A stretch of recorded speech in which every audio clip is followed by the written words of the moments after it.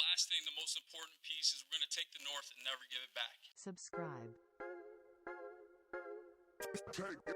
Take that. Take that. Welcome to 3 Point Stance Pod, where we don't claim to be experts. We just give our takes. Take it or leave it. We'll be fine either way. Let's go. Hello 3 Point Stance viewers. This is Octavius Vernell Brown reporting for 3 Point Stance Podcast. Call me OV for short.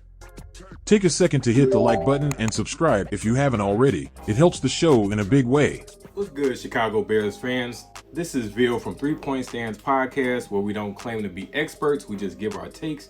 Take it or leave it, we'll be fine either way. The Chicago Bears got a much-needed victory, beating the Las Vegas Raiders 30-12 at Soldier Field this past Sunday.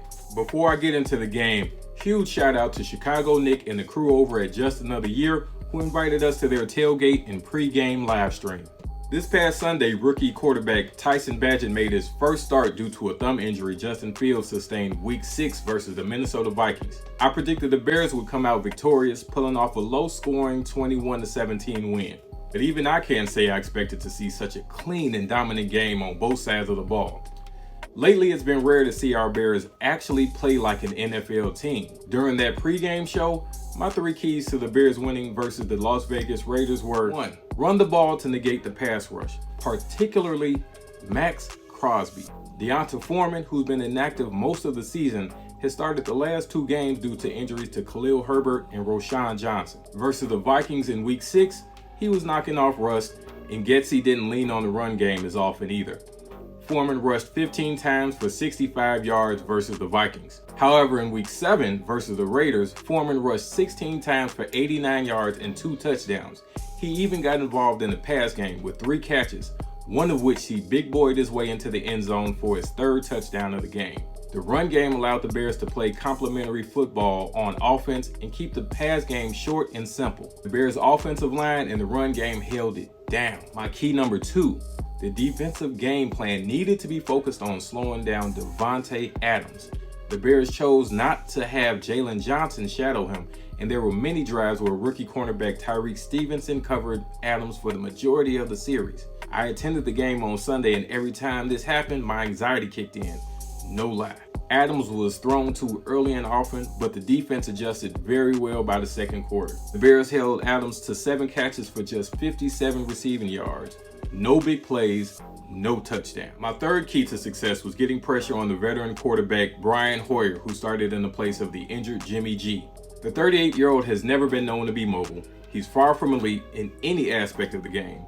But if you allow a veteran quarterback time to get comfortable in the pocket, they can hurt you. They will pick you apart. The Bears defense forced plenty of errant passes as Hoyer went 17 of 32 for just 129 yards, and he threw 2 interceptions.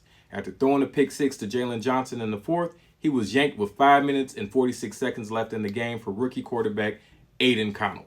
He went on to throw 10 for 13 for 75 yards, 1 TD, and 1 interception versus backups. At the end of the day, the Bears defense recorded 3 interceptions, had 2 sacks, and generated a decent amount of pressure on Brian Hoyer. It's been forever since all 3 of my keys to the game have been checked off at the end of a Bears game. Coach Eberflus gave a game ball to rookie quarterback Tyson Bagent, who deserves it after his first victory. In his first start, the rookie went 21 of 29 for 162 yards, 1 touchdown, and 0 interceptions.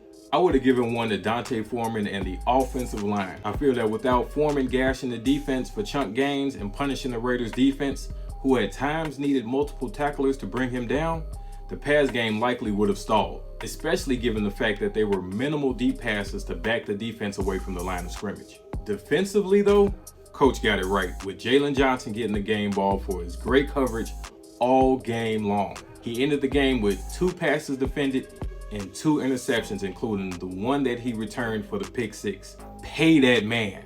We also want to give credit to a few players who had solid games, but their production likely will be ignored. Number 1, Tyrique Stevenson had 3 pass breakups. That's huge for the rookie.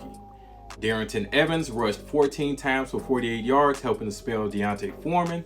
And lastly, Tevin Jenkins anchored the offensive line, playing 33 offensive snaps with 0 sacks allowed and 0 pressures allowed.